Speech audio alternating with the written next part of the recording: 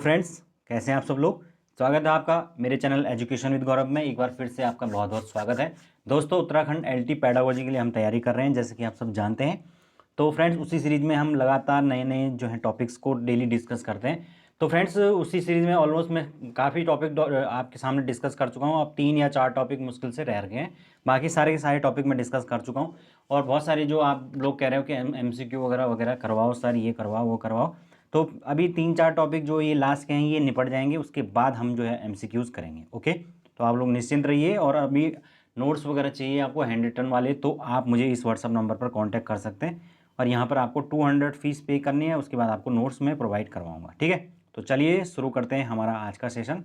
तो फ्रेंड्स, आज हम बात करने वाले हैं जो आपके सिलेबस के अंदर टॉपिक है, विशेष आवश्यकता वाले जो अधिगमकर्ता होते हैं, learner of specific need. Basically इसके अंदर उन्होंने बात की है जो डिसेबल्ड चाइल्ड्स हैं वो विशेष आवश्यकता वाले होते हैं, तो उनकी क्या नीड्स होती हैं, उनके अंदर क्या प्रॉब्लम होती है, उसके बारे में हम डिस्कस करेंगे। और साथ के साथ हम ये भी डिस्कस करेंगे कि जो अधिगम की कठिनाइयाँ जो अधिगम का जो पठार होते हैं, अधिगम में क्या कठिनाइयाँ होती हैं, कौन कौन सी डिसेबिलिटीज़ होती हैं, और जो किस प्रकार से जो अधिगम के पठार आते हैं वो हम डिस्कस करेंगे। ठीक है, तो चलिए आप मेरे साथ लास्ट तक बने रहिए और पूरी की पूरी चीज़ों को समझते हुए चलिए, तभी जो आपको चीज़ें समझ में आएगी।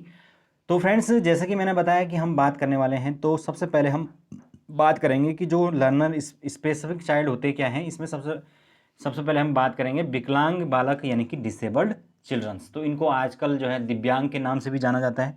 तो विकलांग बच्चों से तात्पर्य उन बालकों से है जो मानसिक, शारीरिक या संवेगात्मक दृष्टि से दोष युक्त होते हैं। इस प्रकार के बालकों में सामान्य बालकों की तुलना में शारीरिक, मानसिक, संवेगात्मक व सामाजिक विकास की कमी या दोष होता है।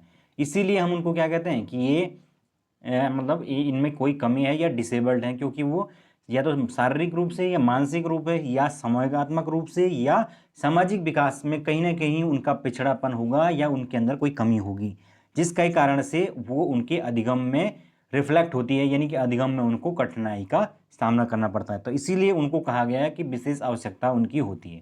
इसका प्रतिकूल असर उनकी उपलब्धियों पर भी देखा जा सकता है, और इसके कारण से जो उनकी लर्निंग आउटकम्स होंगी, जो अचीवमेंट्स होती हैं, उनमें भी ये इसका जो इफेक्ट है वो क्लियरली देखा जा सकता है। अब हम बात करें कि जो शारीरिक रूप से विकलांग बच्चे होते हैं वो कौन से होते हैं। तो शारीरिक दृष्टि से जो विकलांग बालक हैं वे हैं जिनके शरीर पर कोई अंग या ज्ञानेंद्री इतनी असामान्य होती है कि उसके कारण उनकी जो शिक्षा प्राप्त करने या समायोजन यानी कि एडजस्टमेंट करने में उन्हें विशेष कठिनाई का सामना करना पड़ता है। तो इस प्रकार से अगर कोई भी उनके शरीर के अंदर जो उनकी सेंस ऑर्गन है उसमें कोई दिक्कत है या किसी और अंग के अंदर दिक्कत है, तो उस स्थिति में वो सामान्य लोगों के साथ उनके एजुकेशन में दिक्कत आएगी और समायोजन यानी एडजस्टमेंट में दिक्कत आएगी। तो इसमें आपके कौन कौन से प्रकार के बच्चे होते हैं, आपके दृष्टि बाधित बच्चे होते हैं, श्रवण बाधित होते हैं, मूक बच्चे या हकलाने वाले जो बच्चे होते हैं, इस प्रकार के चिल्ड्रंस इसके अंदर आते हैं। ओके, एक चीज़ आपको याद रखनी है कि जो राष्ट्रीय दृष्टि बाधित संस्थान है वो देहरादून के अंदर स्थिर है, और इसके बारे में क्वेश्चन पूछा भी गया था काफ़ी एग्जाम के अंदर। ठीक है, तो ये हमारे देहरादून के अंदर स्थित है। फिर उसके बाद नेक्स्ट है मानसिक रूप से विकलांग बच्चों की पहचान। तो कैसे पहचान होती है, मानसिक रूप से जो विकलांग बच्चे हैं उनकी पहचान यह है कि उनकी जो बुद्धि लब्धि है वह सामान्य से मतलब बहुत कम होती है और वे पढ़ाई में कमज़ोर होते हैं। तो IQ जो है उसका उनका लेवल सामान्य बच्चों की तुलना में बहुत ही कम होता है, और जिसके कारण से उनकी जो पढ़ाई में जाहिर सी बात है वो और बच्चों के मुकाबले उतना कवर नहीं कर पाएंगे जितने बाकी बच्चे कर पाएंगे। तो ये मानसिक रूप से विकलांग बच्चे होते हैं। ऐसे बच्चों की शैक्षिक उपलब्धियों का निम्न स्तर होता है, और जाहिर सी बात है जब उनकी लर्निंग ही अधिगम मतलब उनका बाकी बच्चों से कम होगा तो उनकी शैक्षिक जो उपलब्धियां होंगी, जो एजुकेशनल अचीवमेंट्स होंगे वो भी बाकी बच्चों से निम्न स्तर की होंगी। दूसरा, उनमें ध्यान की एकाग्रता यानी कंसंट्रेशन की कमी होगी कि नहीं होगी, उतना ज़्यादा वो कंसंट्रेट नहीं कर पाएंगे किसी प्रकार की डिसेबिलिटी के कारण। फिर आपके पास अभिव्यक्ति क्षमता की कमी है, यानी कि अपने आप को ज़्यादा एक्सप्रेस नहीं कर पाएंगे। दूसरा, आत्मविश्वास की उनमें कमी होगी, क्योंकि वो अदर लोगों के सामने अपने आप को वैसा फील करेंगे, उनके अंदर हीन भावना होगी, जिस कारण से आत्मविश्वास की कमी होगी, सेल्फ कॉन्फिडेंस की कमी होगी। फिर आपके पास है मांसपेशियों के बीच समन्वय की कमी। तो ये भी हो सकता है कि उनके बीच जो उनकी जो मसल्स हैं उसके बीच में कोऑर्डिनेशन करने में उन्हें किसी प्रकार की दिक्कत हो। तो ये अलग अलग प्रकार की डिसेबिलिटीज़ में होता है। अगर हम बात करें दृष्टि दोष युक्त छात्र, तो दृष्टि दोष युक्त जो छात्र होते हैं उनको भी समावेशी शिक्षा के अंदर बोला गया है कि भाई सामान्य जो बच्चे हैं उनके साथ ही उनको शिक्षा दी जाए। तो जो दृष्टि दोष युक्त बालक है उसको सामान्य बालक के साथ किस प्रकार से हम पढ़ाएं, है ना। सामान्य पुस्तक पढ़ने के लिए वो अक्षम है, लेकिन उनको हम किस प्रकार से उनके सामान्य बच्चों के साथ ही पढ़ाएं, उसके लिए क्या कर सकते हैं, उनकी स्पेसिफिक नीड को उनको उनके सामने ला सकते हैं। जैसे कि उनको ब्रेल लिपि के माध्यम से में जो पुस्तकें लिखी होती है उसके माध्यम से उनकी व्यवस्था की जा सकती है। और ये जो ब्रेल लिपि होती है ये 6 पॉइंट्स यानी 6 बिंदुओं पर आधारित होती है। तो इसके आधार पर जो है हम उनके लिए विशेष व्यवस्था कर सकते हैं, किसकी, क्लास के अंदर ही बाकी बच्चों के साथ, क्योंकि तब उनके अंदर अलगाव की जो भावना है वही जो वो पैदा नहीं होगी और एक वो बाकी बच्चों के साथ अपने आप को मिला जुला महसूस करेंगे। तो यही जो है समावेशन यानी कि जो इंक्लूसिव एजुकेशन है, इंक्लूसिवनेस है, उसी का उद्देश्य यही है बेसिकली। क्योंकि पहले तो अलग से उनको कर देते थे, अलग ही उनको स्कूल में डालते थे, लेकिन इसके कारण से वो अपने आप को एक अलगाव यानी समाज से अलग कटा हुआ महसूस करते थे। लेकिन आज के समय में ये चेंज हो चुका है समावेशी शिक्षा के माध्यम से। फिर है आपके पास नेक्स्ट वाणी दोष युक्त छात्र। तो ये अच्छा ये भी था श्रवण दोष युक्त। श्रवण दोष युक्त छात्र में देख लेते हैं। तो शैक्षिक जो क्रियाकलाप होते हैं, अधिगम जो होता है उसमें सुनने की जो है सबसे महत्वपूर्ण क्रिया है, क्योंकि जो सुनना है वो सारी के सारी जितनी भी बाकी की और क्रियाएं हैं उनमें सबसे पहले आता है। जब हम बच्चा या कोई भी इंसान सुनेगा कुछ तब जाके ही वो कुछ गेन करेगा और तब जाके उसे नॉलेज होगा। तो सुनना जो है सबसे इंपॉर्टेंट क्रिया हो जाती है और विद्यार्थियों में श्रवण संबंधी जो समस्याएं हैं वो उनके अधिगम की क्षमता को प्रभावित करती हैं। तो ये हम बात कर चुके हैं। श्रवण जो दोष हैं उसकी दोष युक्त जो बालक होते हैं उनकी पहचान करना बहुत आसान होता है। इसके लिए उनके जो व्यवहार हैं उनका अवलोकन किया जा सकता है। उनके स्वास्थ्य की समय समय पर जांच पर्याप्त रूप से करी जानी चाहिए। साथ के साथ अगर कोई बच्चा उस प्रकार का है तो उसके लिए विशेष प्रकार के श्रवण हेतु उसके लिए कोई विशेष यंत्र उपलब्ध करा के, कानों में पहनने वाला होता है जो, उस तरीके के यंत्र उसको प्रोवाइड करा के सामान्य बच्चों के साथ ही उसको पढ़ाया जा सकता है। तो ये उसकी आवश्यकताओं को पूरी करेगा और साथ के साथ उसको बाकी बच्चों के साथ समावेशन करेगा। फिर आपके पास वाणी दोष युक्त छात्र, यानी कि वाणी यानी बोलने में जिनके दोष है। तो इस प्रकार की ये भी एक बीमारी है और वाणी से संबंधित कुछ समस्या बच्चों में जन्म के बाद से दिखने लगती है। ओके, तो ये किस प्रकार से होती हैं, जैसे कि बोलते समय अगर वाणी में कठिनाई का महसूस होना, कई बच्चे करते हैं, कठिनाई महसूस करते हैं।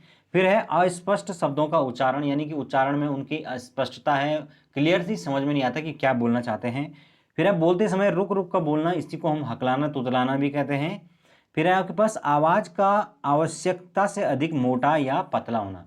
तो जो आवाज़ होती है वो आप जानते हैं कि जो पिच होती है आवाज़ की वो महिलाओं और पुरुषों में अलग अलग होती है, लेकिन कुछ बच्चों के अंदर वो अपने एज ग्रुप से ज़्यादा भारी होती हैं या उससे कम हो जाती है, तो वो भी एक प्रकार की दिक्कत है। फिर आपके पास है अपने विचारों को स्पष्ट रूप से ना रख पाना, और फिर है बोलते समय कठिनाई को महसूस करना। तो ये सारे के सारी जो चीज़ें होती हैं ये आपका डिसेबिलिटीज़ के अंदर आती हैं। ठीक है, फिर है आपके पास नेक्स्ट विकलांग बच्चों की समस्याओं का निदान। तो अगर हम इनका निदान करना चाहते हैं तो उसके लिए क्या कर सकते हैं, तो शारीरिक एवं मानसिक रूप से जो विकलांग बच्चे यानी कि दिव्यांग बच्चे होते हैं उनको विभिन्न प्रकार की समस्याओं का सामना करना पड़ता है। तो ये हम सब जानते हैं। शारीरिक एवं मानसिक रूप से जो विकलांग बच्चे हैं उनके लिए समायोजन और उनकी समस्याओं के समाधान के लिए शिक्षकों को सहानुभूतिपूर्ण रवैया अपनाना चाहिए। तो टीचर्स को क्या चाहिए कि वो बच्चों के साथ एक सिंपैथी जो है वो रखे ऐसे बच्चों के साथ, और उनको सब काम में जो है उनकी भागीदारी को सुनिश्चित करे, ताकि उन्हें इस प्रकार से महसूस ना हो कि उनके ऊपर किसी प्रकार की दया की जा रही। दया अलग चीज़ होती है, सहानुभूति अलग होती है। सहानुभूति का मतलब होता है उनको हर चीज हर प्रकार का सपोर्ट महसूस कराना, उनको एक प्रकार का ये देना है कि हाँ हम कोई भी चीज़ के लिए तुम्हारे पास अवेलेबल है। ओके, उसके बाद है यदि कोई बालक शारीरिक रूप से अपंग है तो उसके लिए प्रवेश या बैठने के लिए समुचित व्यवस्था, यानी कि प्रवेश के लिए स्पेशल प्रकार की सीढ़ियों की व्यवस्था हो सकती है, या बैठने के लिए उसके पास कुछ अलग प्रकार की व्यवस्थाएं हो सकती हैं। कक्षा में विशेष प्रकार की जो कुर्सी मेज होती है वो लगाई जा सकती है उन ऐसे बच्चों के लिए। ओके, तो ये सारी व्यवस्थाएं हो सकती हैं। दृष्टि दोष युक्त जो छात्र होते हैं उनके लिए कक्षा में उपयुक्त स्थान पर उन्हें बिठाया जाना चाहिए। यानी कि अगर उन्हें देखने में कोई दिक्कत है तो ऐसे नहीं कि उन्हें सबसे पीछे बिठा रखा या ऐसी जगह पे बिठा रखा है जहाँ पर ऑलरेडी आगे से कुछ बड़े बच्चे बैठे हुए हैं। तो ये सारी चीज़ें ध्यान में देने वाली हैं। नेक्स्ट है दोषपूर्ण वाणी वाले बच्चों को उचित मदद व सहानुभूतिपूर्ण जो दृष्टिकोण है वो उनके लिए अपनाना बहुत ज़्यादा जरूरी है, क्योंकि अगर ऐसा ना किया गया तो उस स्थिति में वो क्या हो सकते हैं, हीन भावना का शिकार हो सकते हैं, यानी कि उनके अंदर किसी प्रकार का इन्फीरियोरिटी जो कॉम्प्लेक्स है वो पैदा हो सकता है। तो इन सब के से बचने के लिए हम क्या कर सकते हैं, उनके साथ एक सहानुभूतिपूर्ण दृष्टिकोण हमें रखना होगा। फिर है आपके पास उपरोक्त सभी समस्याओं की ओर अध्यापक तथा माता पिता का ध्यान देना अनिवार्य है, ताकि ऐसे विशेष आवश्यकता वाले जो बालक हैं उनका घर, स्कूल, समाज, इन सभी जगहों पर उनका समावेशन हो पाए। न केवल स्कूल के अंदर बल्कि समाज के अंदर भी, घर के अंदर भी, सभी जगह उनका समायोजन होना, उनका समावेशन होना बहुत ज़्यादा जरूरी है, ताकि वो किसी पर बोझ बनकर न रहें और अपने पैरों पर खड़े हो पाए। तो ये कुछ विशेष आवश्यकता वाले बच्चों की बात हुई। अब हम बात करेंगे कि जो अधिगम है उसमें अशक्तता क्या होती है, आखिर क्या होती है अधिगम की कठिनाइयाँ, एक बोल लीजिए आप, अशक्तता एक ही बात है, लर्निंग डिसेबिलिटीज़ उनको कहा जाता है। तो जो कुछ छात्र होते हैं उन्हें पढ़ने में, लिखने में, मौखिक अभिव्यक्ति वगैरह इन चीज़ों में, या वर्तनी करने में, गणित एवं तर्क शक्ति को समझने आदि में वे अशक्त या कमज़ोर होते हैं, वीक होते हैं। तो इस प्रकार की अशक्तता को ही जो है हम अधिगम अशक्तता यानी कि लर्निंग डिसेबिलिटीज़ कहते हैं। अगर हम कुछ प्रमुख अधिगम अशक्तताओं की बात करें तो जिसमें अलग अलग प्रकार की बहुत सारे टाइप हैं वैसे तो, लेकिन इसमें जो मेन है चीज़ें उसके बारे में हम पढ़ लेंगे जिसको एग्जामों के अंदर पूछा जाता है। जिसमें सबसे पहला है आपके पास अफेजिया।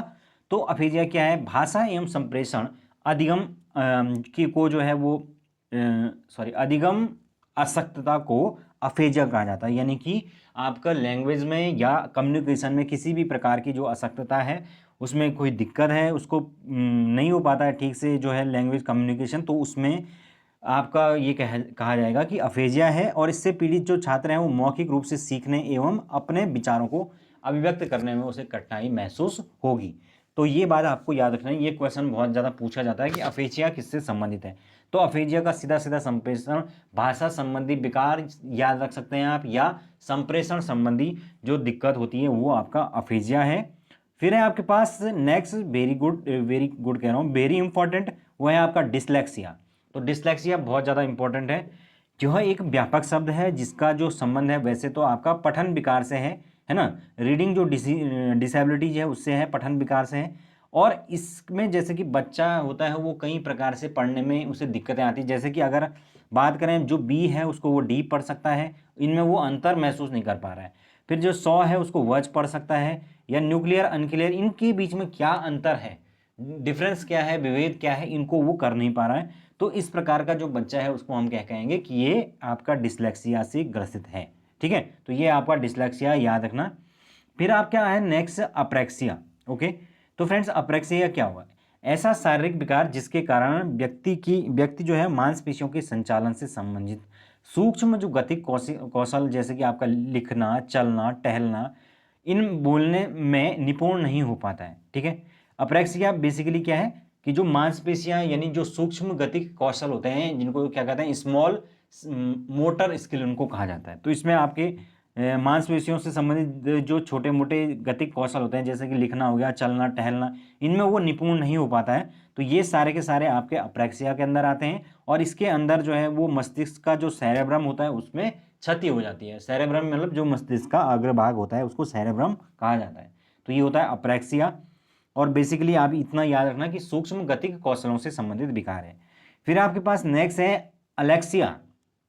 तो अलेक्सिया में क्या होता है, मस्तिष्क के किसी भाग में क्षति के कारण पढ़ने में अक्षमता, इसे शब्द अंधता या विजुअल अफेजिया भी कहा जाता है। ओके, तो मस्तिष्क में कई बार कोई भाग डैमेज हो जाता है, उसके कारण बच्चा पढ़ने में किसी प्रकार की कठिनाई को महसूस करेगा, और जिस कारण से उसको क्या कहेंगे कि ये आपका विजुअली अफेजिया इसको हो गया है, इसी को अलेक्सिया भी कहा जाता है। ठीक है, नेक्स्ट है आपके पास डिस्ग्राफिया। डिस्ग्राफिया भी बहुत ज़्यादा पूछा जाता है एग्जाम के अंदर। तो डिस्ग्राफिया का मतलब होता है दोस्तों लिखने संबंधी आपका जो अशक्तता है या विकार कह लीजिए, उसको हम डिस्ग्राफिया कहते हैं। बच्चा इसमें ठीक से लिख नहीं पाता या उसकी जो हैंड राइटिंग है वो बहुत ज़्यादा खराब होती है। तो इस स्थिति में भी जो है उसका लिखा हुआ ना लिखे हुए के बराबर ही अगर उसकी राइटिंग खराब होगी तो सामान्यतः इसका कारण क्या हो सकता है कि जो हाथ है या हथेली की जो हथेली है या उंगलियां हैं उनमें कोई गड़बड़ी वो हो सकता है। इसके अंदर अलावा जो है मस्तिष्क संबंधी अगर उसकी कुछ गड़बड़ी है तो वो भी हो सकता है, जो उसके कारण वो लिखने में उसे दिक्कत महसूस हो रही है ना।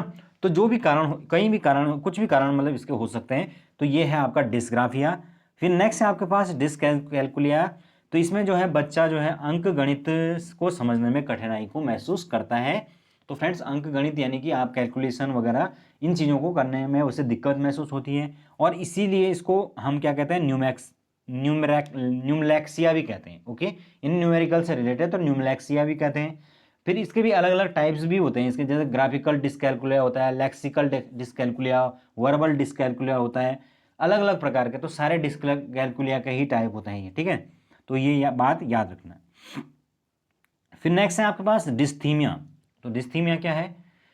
डिस्थीमिया एक गंभीर तनाव की जो अवस्था है उसको कहा जाता है, यानी कि बहुत ज़्यादा तनाव में इसमें व्यक्ति रहता है। तो गंभीर तनाव की जो अवस्था है, डिप्रेशन में एक तरह से कह सकते हैं, और इसका जो प्रतिकूल प्रभाव वो सीधा सीधा उसके अधिगम पर प्रभाव दिखाएगा, क्योंकि जब वो मतलब तनाव की अवस्था में होगा तो इस स्थिति में उसका क्या होगा, उसकी जो मनोवृत्ति होती है उसके हमेशा वो लो फील करेगा, वो निम्न स्तर पर रहेगी। और हमेशा जब लो फील करेगा, एनर्जी फील नहीं करेगा अंदर से, तो उस स्थिति में उसका क्या होगा, अधिगम पर भी उसका फर्क पड़ जाएगा।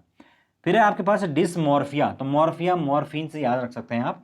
तो मॉर्फिया का मतलब ही यही है कि भ्रम की स्थिति। ये एक प्रकार का मनोविकार है। मनोविकार यानी कि मेंटल डिसऑर्डर है। इसमें व्यक्ति को भ्रम की स्थिति में रहता है वो हमेशा, और उसमें उसे लगता है कि मेरे अंग जो हैं वो छोटे हैं, कोई अपूर्ण हैं। हो सकता है वो दूसरों से अपनी तुलना करता हो, और उसे लगता है कि भाई मेरे हाथ छोटे हैं, पैर छोटे हैं, मेरी नाक टेढ़ी है, या कुछ इस तरीके से। तो ये एक प्रकार का उसके अंदर एक कॉम्प्लेक्स भी आ जाता है, और ये चीज़ें उसके सामाजिकरण को भी प्रभावित करती हैं और उसके अधिगम पर प्रतिकूल प्रभाव डालती हैं, ठीक है। तो ये थे दोस्तों हमारे प्रमुख जो डिसऑर्डर हैं। तो ये डिसऑर्डर आपको याद रखने हैं, ठीक है। बहुत इंपॉर्टेंट है, ये एग्जामों के अंदर पूछे जाते हैं। ओके, तो चलिए आगे चलते हैं। 1 मिनट जरा मैं पानी पी लेता हूँ।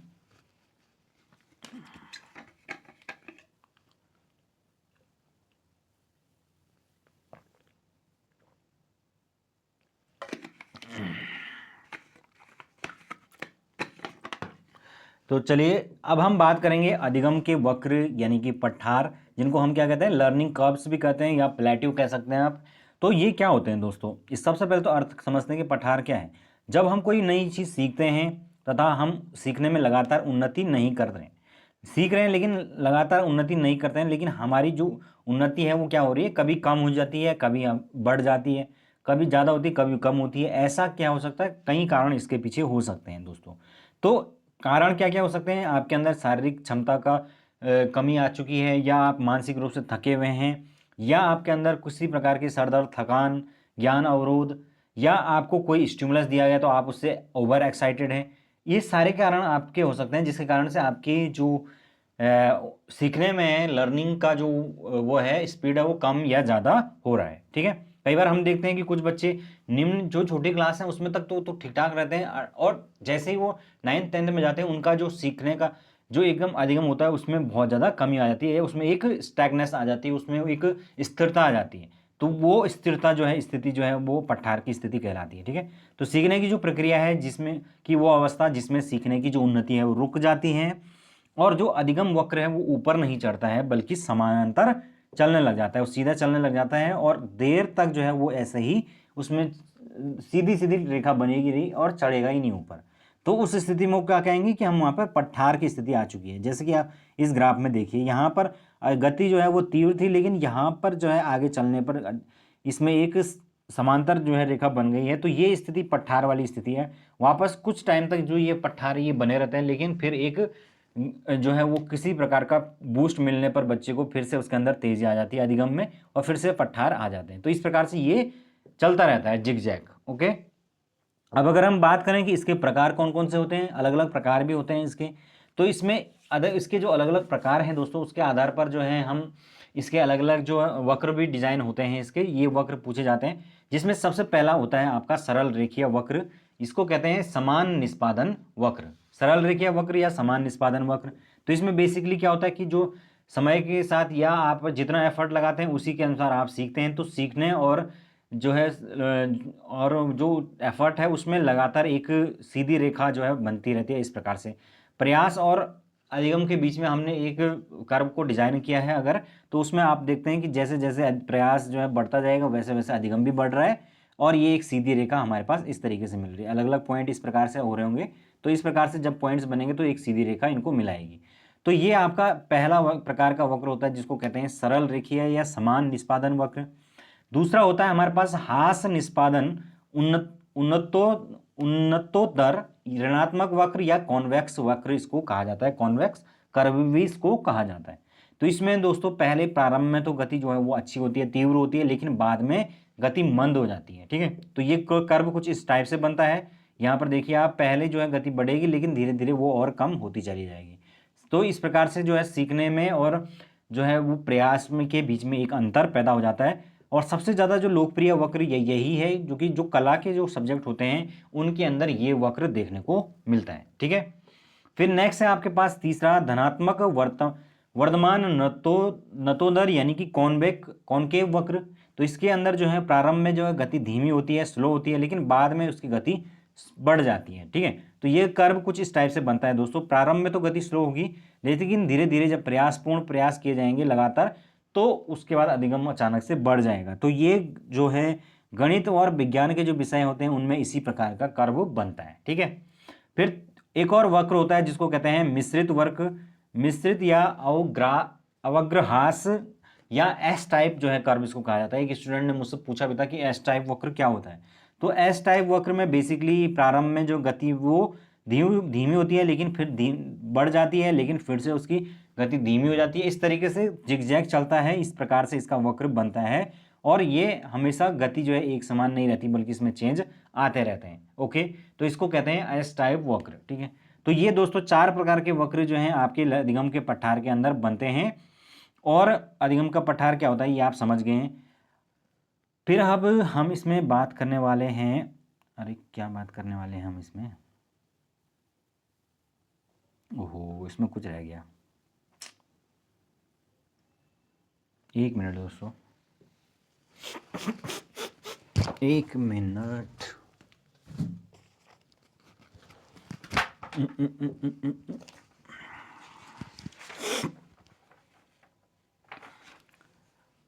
हाँ, तो इसमें एक चीज़ और रहेगी, मैं उसको डालना भूल गया हूँ।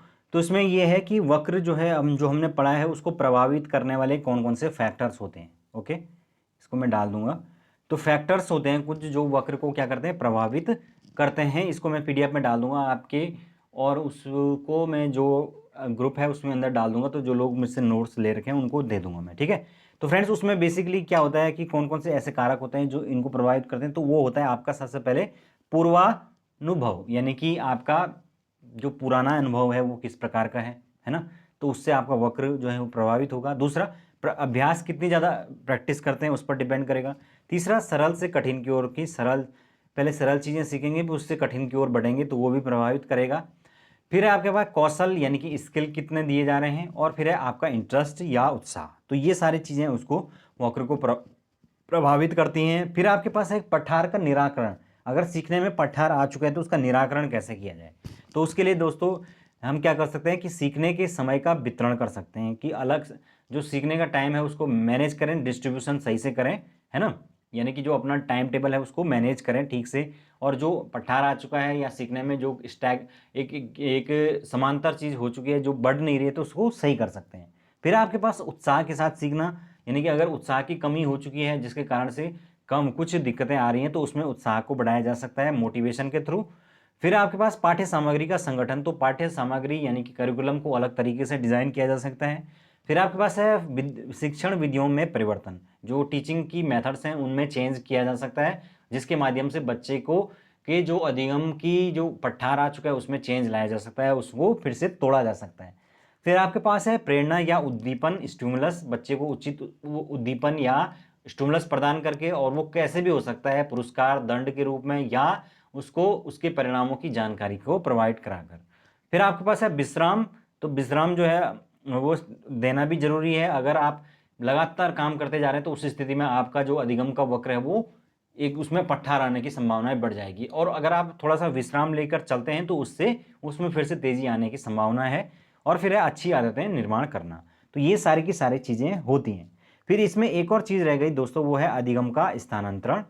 तो वो अधिगम का स्थानांतरण बेसिकली क्या होता है, ट्रांसफर ऑफ लर्निंग उसको कहा जाता है। तो अगर पूर्व में सीखी गई जो ज्ञान होता है उसका उसका नई जगह पर हम जब यूज़ करते हैं तो उसी को हम क्या कहते हैं कि अधिगम का स्थानांतरण हो गया। अब वो दो प्रकार से होता है, कैसे होता है, एक तो होता है आपका धनात्मक पॉजिटिव ट्रांसफर ऑफ लर्निंग। तो पॉजिटिव ट्रांसफर ऑफ लर्निंग में बेसिकली क्या होता है कि जो नया ज्ञान होता है वो पुराने ज्ञान को, जो पुराना सीखा हुआ ज्ञान है, नया ज्ञान उसमें मदद करता है, उसमें एड ऑन करता है। तो उस स्थिति में हम बोलते हैं कि पॉजिटिव ट्रांसफर ऑफ लर्निंग हुई है। जैसे कि अगर हिंदी का ज्ञान है तो उस स्थिति में हम बोलेंगे कि संस्कृत सीखने में हमें उपयोगी महसूस होगा। हमें अगर साइकिल चलानी आती है तो आसानी से बाइक चला लेंगे। अगर हमें आसानी से जो है बाइक चलानी आती है तो कार भी हम आसानी से चला सकते हैं, क्योंकि हमें पहले से ही क्लच वगैरह का आइडिया है। तो ये सारे क्या है कि पूर्व में सीखे गए अधिगम नए अधिगम को प्रोत्साहित करते हैं। तो वो पॉजिटिव ट्रांसफर ऑफ लर्निंग हुई। और दूसरी हमारे पास आती है नकारात्मक यानी कि नेगेटिव ट्रांसफर ऑफ लर्निंग। तो इसमें क्या है कि पूर्व में सीखा जो ज्ञान है वो नए ज्ञान के अंदर रुकावट पैदा करता है। तो इसी को कहते हैं ऋणात्मक या नेगेटिव ट्रांसफर ऑफ लर्निंग। जैसे कि अगर मैं बात करूं, अगर अंग्रेजी पहले से आपने सीखी हुई है तो उस स्थिति में हिंदी जो गिनती है उसको सीखने में दिक्कत आएगी। या आपने देखा होगा कि अगर हमने हिंदी में बचपन से पहाड़े याद कर रखे हैं और अचानक से कोई बोले कि अब 18 वन जा 18, 18 टू जा 22, इस तरीके 32 इस तरीके से, सॉरी 36 होता है, तो इस तरीके से याद करो तो हमें याद नहीं रहेगा। जबकि हमें याद कैसे 18 करना, 18 18 दूनी 36 ऐसे याद कर रखें। तो दोस्तों यही होता है कि जो पुराना जो अधिगम नया अधिगम है वो पुराने अधिगम में एक रुकावट पैदा करता है। तो इसको नेगेटिव ट्रांसफर ऑफ लर्निंग कहा जाता है। और तीसरा होता है जीरो स्थानांतरण, जिसमें कि कोई भी स्थानांतरण नहीं होता है अधिगम का, ठीक है ना। तो ये आपका जीरो ट्रांसफर ऑफ लर्निंग होती है। पुराना ज्ञान, दो अलग अलग सेपरेट काम अगर आप करते हैं तो उसमें कोई भी ट्रांसफर ऑफ लर्निंग नहीं होगा। जैसे कि आप खाना बनाते हैं या ड्राइविंग करते हैं तो इसमें कोई भी आपका ट्रांसफर ऑफ लर्निंग का चेंज नहीं है, ठीक है। तो इस तरीके से दोस्तों ये था हमारा पूरा का पूरा चैप्टर, जिसमें हमने जो है डिसेबिलिटीज़ वगैरह और लर्निंग जो आपके प्लेटिव है उसको डिस्कस कर लिया है, ठीक है। तो अभी के लिए इतना काफ़ी है। जल्दी मिलते हैं आपके पास नए टॉपिक के साथ। 3-4 टॉपिक रह गए हैं, उनको भी जल्दी से मैं करवा दूंगा, ठीक है। Thank you so much, have a good day.